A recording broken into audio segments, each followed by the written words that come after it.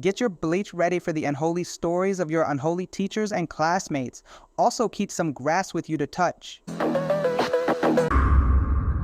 First story is about an unholy teacher who has done so many no-no things with students, teachers, and staff members that even holy water is not enough. That's suspicious. That's weird. There's this teacher, Mr. Hayes, who's known for offering extra help to students who don't always need it. At first, nobody thought much of it, but then strange stories started circling around the school. All began with rumors of late library sessions. Students started noticing Mr. Hayes and a particular top student, let's call her Alexis, making their way to the library just after the final bell rang. Normally, the librarian heads home when the second score ends, so that heavy door to the off-limits archives was right for secrets. One or two curious souls followed them at a distance, peeking around corners only to see the door quietly shut. A couple of students tried to hang around, daring each other to knock or listen at the door. Some claimed they heard faint noises, giggles, and soft voices talking way too intimately for a simple tutoring session. But nobody had the courage to actually press an ear against the wood. Most just hovered in the hallway, hearts racing, afraid of being caught. Whenever Mr. Hayes and Alexis finally emerged, their expressions hinted at something more than reviewing homework. Alexis often looked flushed, fiddling with her hair, while Mr. Hayes would slide his keys into his pocket, avoiding eye contact with anyone passing by. What are you doing? What are you doing? Nothing. Me? Just hanging around. A sophomore claimed to have seen Alexis darting out of the library, clutching a folder light. It was top secret, with Mr. Hayes trailing behind looking a bit disheveled. Another student swore they spotted them earlier that same day, chatting in hushed tones before class, as if coordinating another session.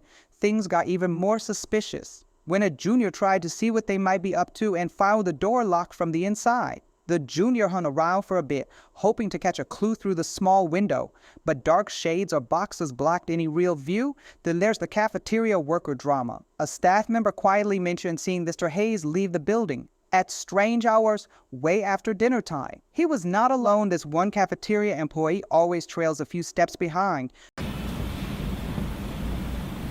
I don't like where this is going. Both of them acting like they're trying not to be seen. They head out through one of those side exits no one really uses, glancing around as though any passerby might blow their cover. Naturally, when students or other teachers notice the pair slipping away, they can't help but ask, "Where are you going so late?" Mr. Hayes just shrugs it off, using an excuse like, "Oh, it's work-related." Some say they're meeting off campus for some no-no project. What?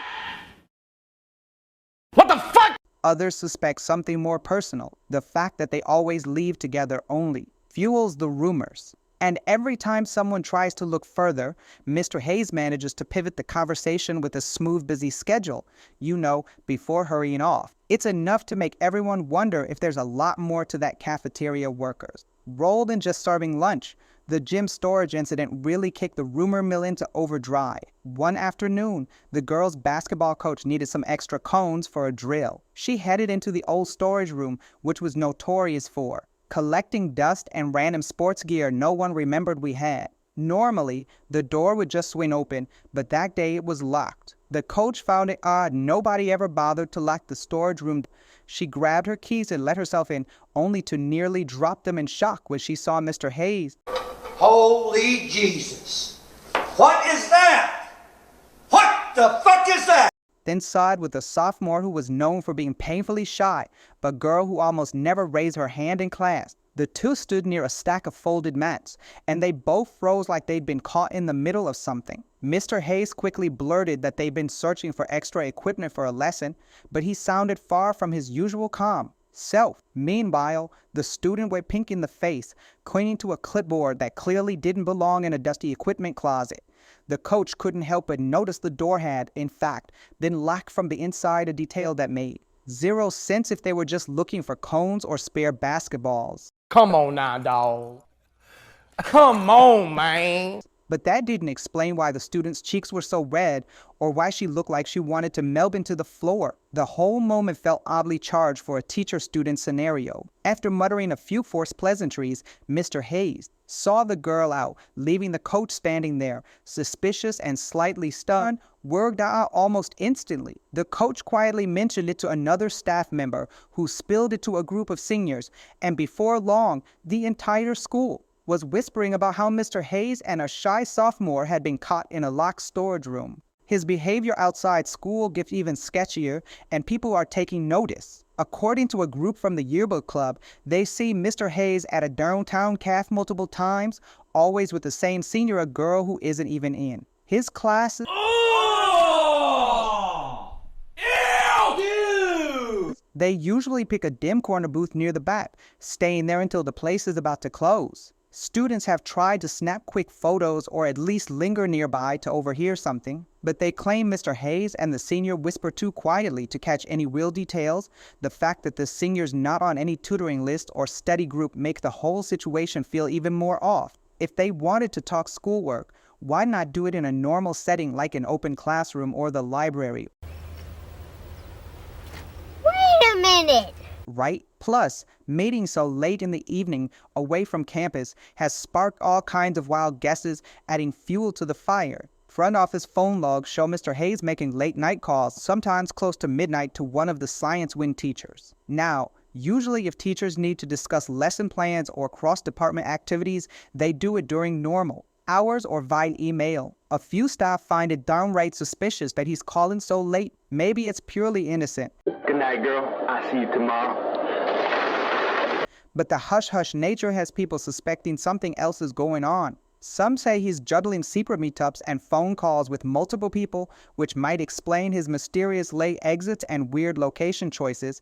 The final straw for Mitty came when the janitors discovered Mr. Hayes' classroom unlocked well past lockup time. The overhead lights were dim, giving the room a weirdly intimate glow. Lying on one of the desks were his own bag and what looked like a purse that clearly belonged to someone else's small, stylish type that no teacher typically used for hauling. Books. Nobody was around, but the entire setup felt staged, like they just stepped out for a second and would be right back. Except the janitors waited, glanced around, and heard nothing. Curious, they left for a moment to finish another round, planning to come back and lock the door. But when they returned, maybe 5 minutes later, the door was locked tight and both bags had vanished. It was like Mr. Hayes and his mystery companion had slipped in and out without a trace.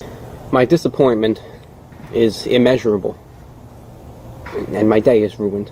No footsteps echoing in the hallway, no hurried whispers in the corridor, just a silent, dark room. It was said that Mr. Hayes was involved in more secrets than anyone realized, and he was doing a lot of no-no things with students as well as teachers and staff members. There are always some troublemakers in each class. Get your bleach out for this story, because it's going to be super unholy. Rumor has a piece to troublemakers, let's call them Cole and Mina, have turned the cafeteria into their personal black market. Every day, around the busiest lunch rush, they pick a crowded spot at the table near the back doors and do quick handoffs of envelopes and tiny USB sticks.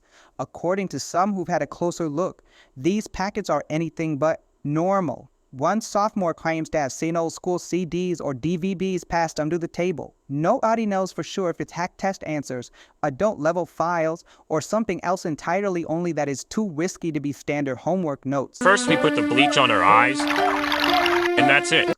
What's more, Cole and Mina don't do this every single day. They wait until interest is high, like right before a big test or when rumors about special content on that USB spread around. A senior who tried to film them got shut down fast. Cole casually stepped in front of the camera, distracting him with small talk while Mina slipped out the side door with the evidence. Anyone who wants to buy from them knows the drill.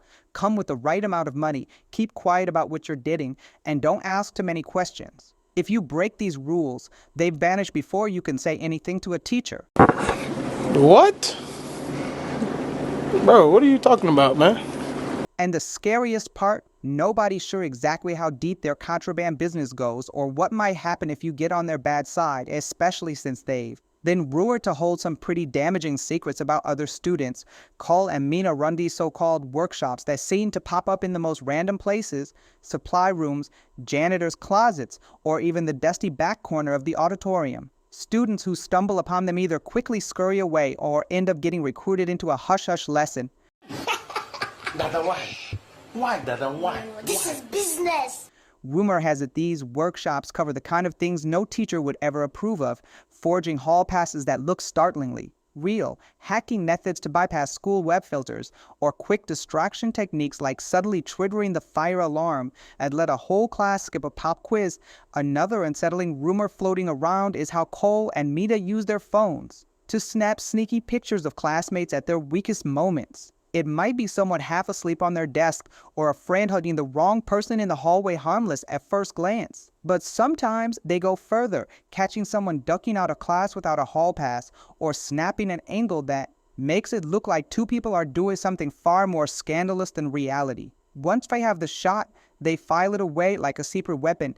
According to a few students who claim to have been targets, Cole and Mina don't just keep these photos for laughs. They'll approach you privately, phone in hand, and show them. Paid for a split second enough for you to see the damage it could do. Then they make their ask, wanna see it deleted? You'll have to do us a favor, sometimes if small like covering their shift in a group project or handing over your lunch money for the week.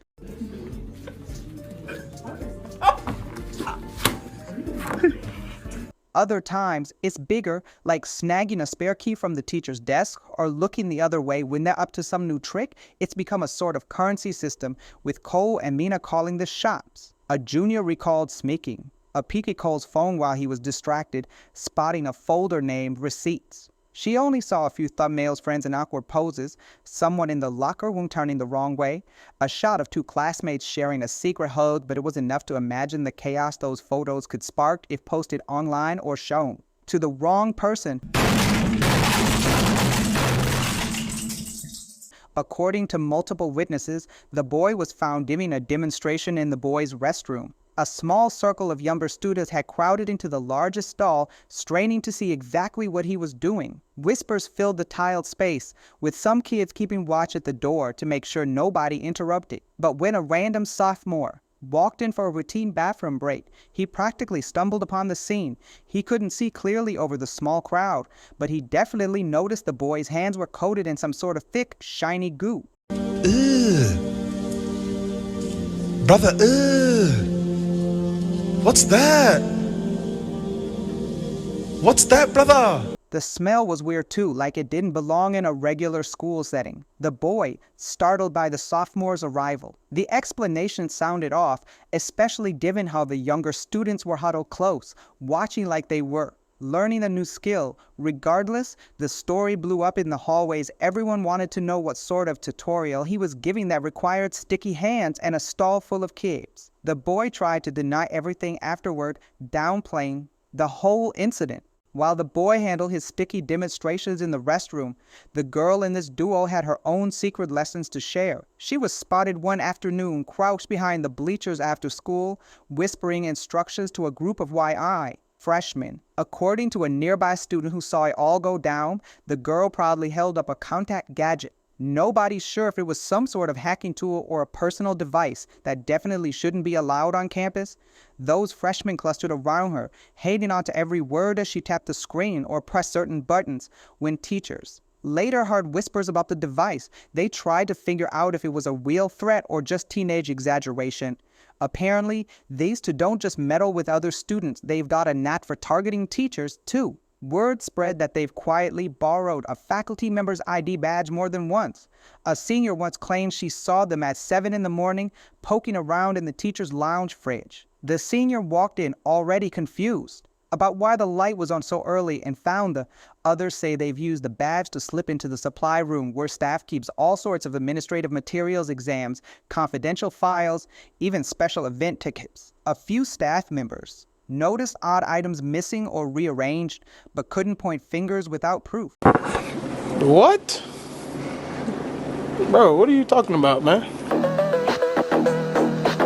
We all have that one couple in our school who is the most toxic match one can get, but they still can't get away from each other. This story is about one such couple I know who did so many terrible things. There was this couple let's call them Jake and Ava, who couldn't stay apart but couldn't stay together either. One minute, you see them in the courtyard, whispering sweet words like they were in some romance movie. Ava would be gibly running her fingers through Jake's hair, and he'd be leaning there with that love-struck look like nothing else in the world mattered. The next minute, though, they'd be at each other's throats. People would hear there. Voices across the courtyard, full of shouts about texting other people, were lying again. Stop it. Get some help.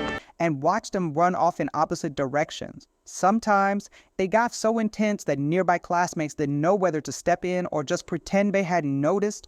On Monday, they'd lock arms, strolling through the cafeteria as if they were the perfect couple. By Tuesday morning, Jake would be standing by the lockers, looking fed up, while Ava glared from a distance, refusing to speak to him. Wednesday afternoon, they patched things up just in time to walk to class together, only to break out into a shouting match before the final bell rang. All this drama happened in full view of half the school, so it became a kind of entertainment some students watched like it was free entertainment. Jake and Ava seemed completely used to it. They'd accuse each other of flirting with classmates or hiding texts, then cool down and share a quick hug minutes later as if nothing had happened.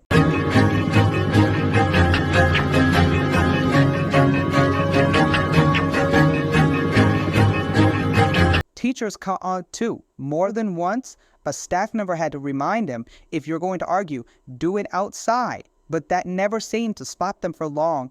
Every time they made up in the courtyard, Ava would blush and drop her gaze, while Jake rubbed the back of his neck like he was embarrassed by how out of hand things had gotten. But give it another hour, and he'd be raising his voice again, or Ava would be rolling her eyes and walking away. Jake and Ava's biggest issue was their never-ending trust problems. They felt the need to know each other's schedules down to the minute, whether it was where they were grabbing lunch or who they were talking to in class. It got so intense and toxic that both of them downloaded apps to track each other's locations. Anytime Jake saw Ava's pen lingering at a friend's house longer than expected, he'd start texting nonstop, demanding to know what she was doing.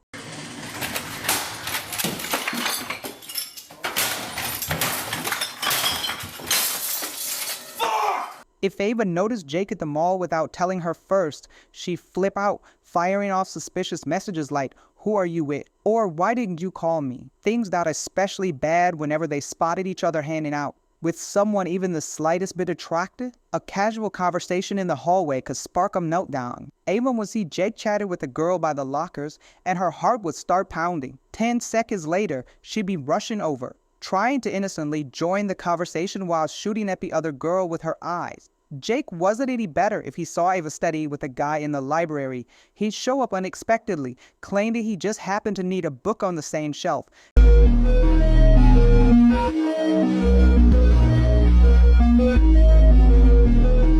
People felt uncomfortable whenever the couple's phone tracking drama turned into a public fiend like Ava cornering Jake in the cafeteria, shouting about why he'd spent 20 minutes at some unknown address. The two of them acted like detectives instead of partners, which only fueled the tension. A few months into this never-ending cycle of drama, Jake and Ava decided to raise accusations in public. It started with small things they were catching some. Random girl commenting heart emojis on Jake's latest post, or someone calling him babe on social media. Instead of sending a private message, Ava would spy him in the hallway between classes, walk straight up, and practically shout, "Why is she calling you babe? Huh?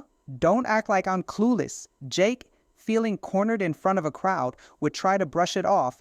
"I barely know her, it's just a stupid inside joke." But the tension was so much that classmates would stop mid-step to watch the show. The weirdest part was how, by lunchtime, you see Jake and Ava holding hands or apologizing with tears in their eyes like they completely forgotten the blow-up from that morning.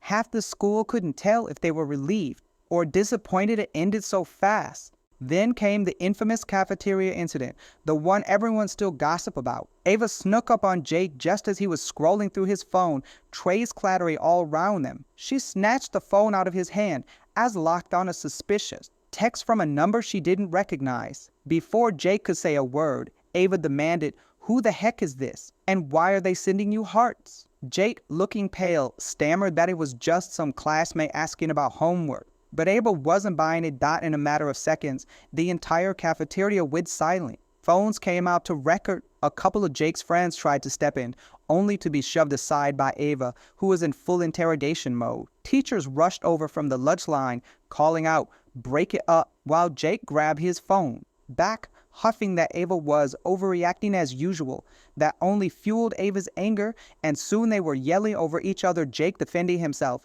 Ava pointing at him like he was on trial. By the time security finally coaxed them apart, everyone had their own version of the story to share on social media. Part of the script.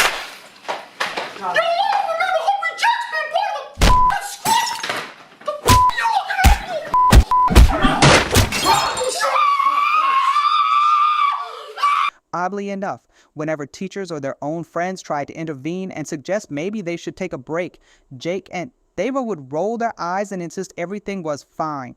They say nobody else understood their love, arguing they were just passionate and would figure it out on their own. The problem was, within a day or two, they'd be right back at it, spying on each other's group hangouts, swapping heated texts, and accusing one another of doing shady stuff. They reached a point where half the school felt dragged into their mess, like extras in a never-ending soap opera that never seemed to settle down.